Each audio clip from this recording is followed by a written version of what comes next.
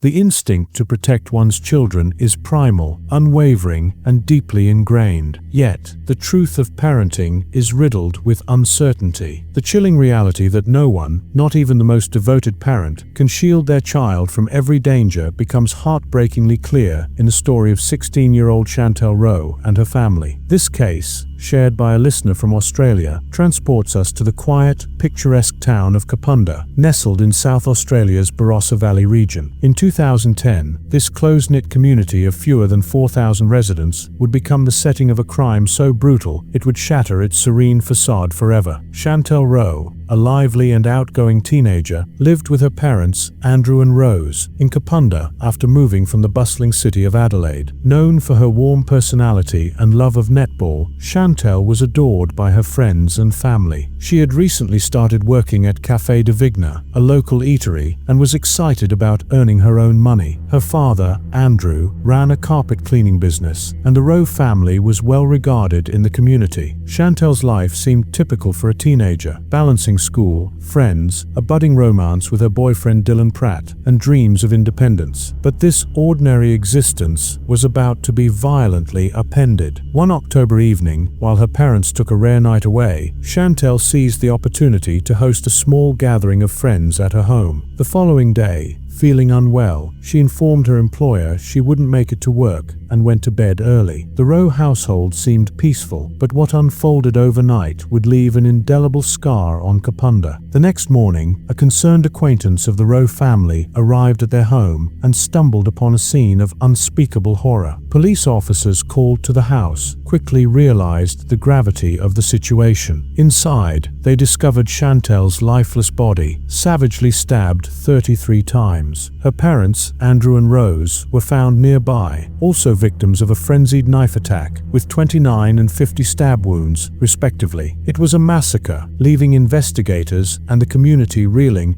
News of the murders spread like wildfire. Social media posts speculated about the victims' identities, leaving Kendall's brother, Christopher, in agonizing suspense as he frantically tried to contact his family. On holiday at the time, Christopher received confirmation from the police that his parents and sister were dead, a devastating revelation that marked the beginning of a long and painful journey home. As detectives delved into the case, they ruled out a murder-suicide, noting that none of the injuries were self-inflicted. A neighbor recalled hearing a scream around 1 a.m., but had dismissed it at the time. The brutality of the murders shocked everyone, especially in a town where violent crime was virtually non-existent. The Rae family had been cherished members of the community, and their deaths left a void that no one could comprehend. The post-mortem examination revealed the extent of the violence. Andrew and Rose had been savagely attacked, with pieces of the murder weapon breaking off inside their bodies. Kendall had endured the unthinkable. She had been raped, a heinous act that allowed police to extract a DNA profile of the killer. Yet, when they ran the profile through their database, it yielded no matches. For Kapunda, a town that had never experienced a murder, the introduction of such a monstrous presence was unfathomable. As the investigation unfolded, police explored various theories, including the possibility of involvement by a biker gang, as Andrew owned a motorbike. However, this lead was quickly dismissed for lack of evidence. A cryptic Facebook post by a man declaring he had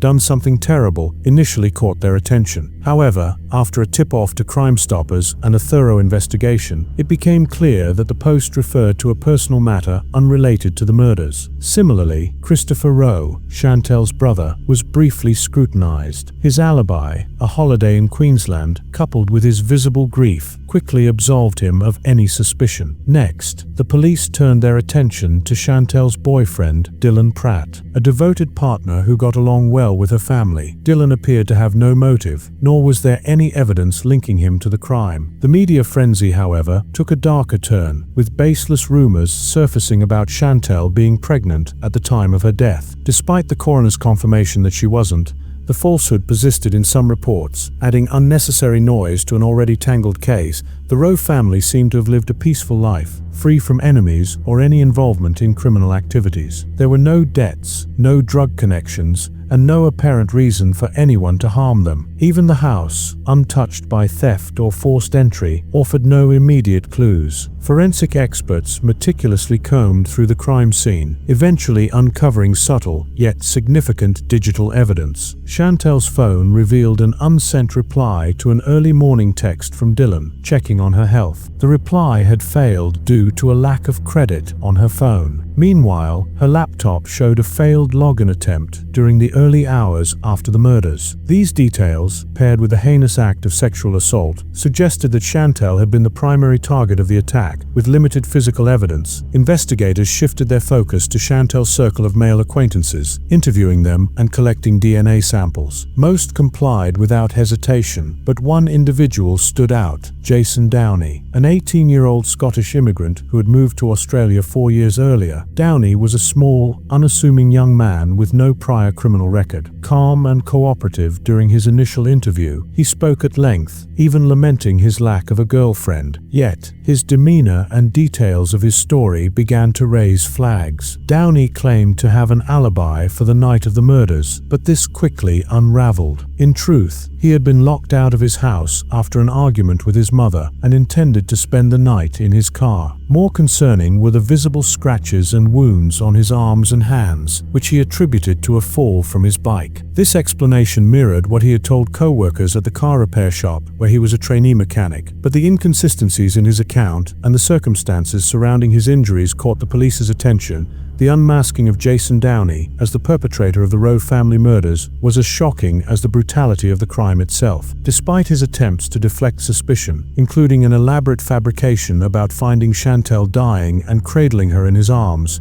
the forensic evidence spoke louder than his lies. The DNA profile retrieved from Chantel's body matched Jason, and his claims unraveled under scrutiny. Even his own mother, in a poignant letter, urged him to tell the truth, an acknowledgement that underscored the growing certainty of his guilt. The police delved into the nature of Jason's obsession with Chantel. What initially appeared to Chantel's boyfriend, Dylan, as an innocent crush, soon revealed itself to be a dangerous fixation. Jason had stalked Chantel, inundating her with Facebook messages, waiting for her after school, and loitering near her home. His advances became increasingly intrusive, culminating in the horrific events of that October night. After a heated argument with his mother, Jason, seething with anger, made his way to the Roe home. Spotting an open bathroom window, he climbed inside, carrying with him a rage that would soon manifest in unspeakable violence. Entering Chantel's bedroom, he sought to force himself upon her. When she rejected him, he retrieved a knife from the kitchen and began his attack.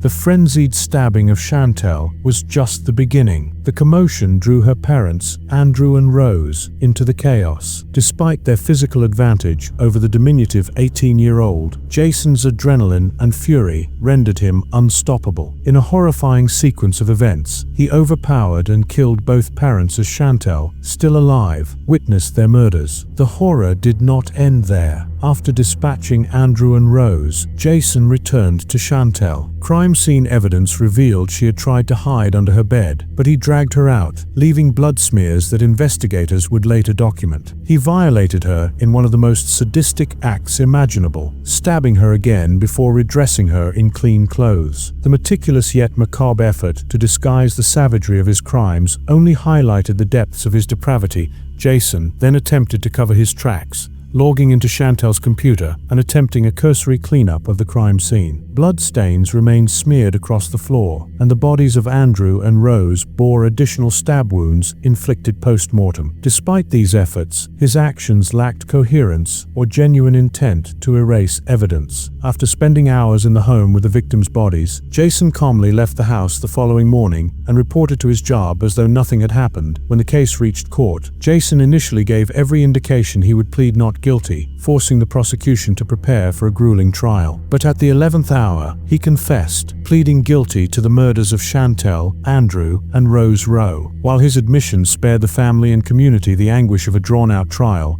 He refused to provide a full account of his actions, leaving the exact sequence of events to be pieced together by investigators. The jury's role was to determine his punishment, and the weight of the evidence left no doubt about the severity of his crimes. Jason Downey was sentenced to life imprisonment, with a minimum of 35 years before he would be eligible for parole. Jason Downey was just 20 years old when he was sentenced for the brutal murders of Chantel, Andrew, and Rose Rowe. Despite the gravity of his crimes, his sentence allowed for the possibility of parole after 35 years, meaning he could walk free at the age of 55. As the public grappled with the horror of his actions, the press released copies of a handwritten apology penned by Jason from prison, a letter that sought redemption but only underscored the depth of the pain he had caused. In his letter, Jason expressed what he described as sincere remorse for his recent actions on November 8, 2010. He apologized from the bottom of my heart to the friends and family of the Rowe family, acknowledging the immeasurable hurt he had inflicted. No matter what sentence I might get, it will never be enough, he wrote, recognizing that his crimes had devastated not only the Rowe family, but also his own. Jason described his guilt as eating him alive, lamenting the loss of his own future, a career, friends, and family, while admitting he deserved every consequence he faced. His apology specifically addressed Christopher Rowe, the sole surviving member of the family. "I can't imagine what he would be feeling," Jason wrote, acknowledging the unimaginable grief of losing one's entire family. He expressed a futile wish to turn back time and undo his wrongdoings, though the words rang hollow against the backdrop of the monstrous violence he had committed. Christopher Rowe, left to bear the weight of his family's loss, became a poignant symbol of resilience in the face of tragedy. The funeral for Andrew, Rose, and Chantel brought together over 600 mourners, a testament to the love and admiration the Rowe family had inspired in their community. Tributes read aloud painted a picture of a close-knit family, deeply cherished and heartbreakingly stolen. Andrew Rowe was remembered as a hard-working and kind-hearted man, Rose as a devoted and loving mother, and Chantel as a vibrant, joyful teenager with her whole life ahead of her. Each memory shared at the funeral was a reminder of the light that had been extinguished, leaving an enduring void in the lives of those who knew and loved them.